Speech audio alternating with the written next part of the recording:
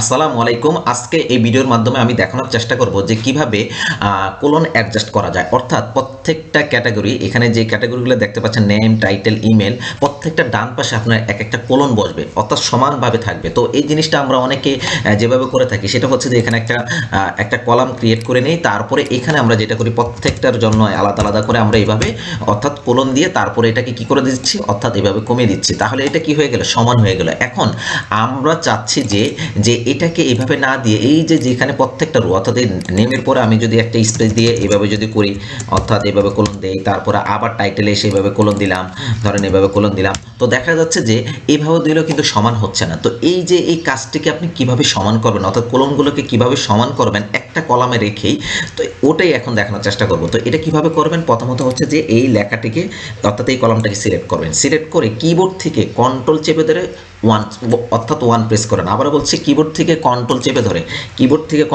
ধরে, one press করুন, তাহলে দেখবেন ফরম্যাট সেল নামে আপনার একটি ডায়লগ বক্স চলে আসবে। এখান থেকে আপনার একদম সর্বশেষ এই লিস্টের অর্থাৎ এই যে ক্যাটাগরি লিস্টের থেকে সর্বশেষ যেই অপশনটি রয়েছে কাস্টম, এখানে জাস্ট একটা ক্লিক করুন।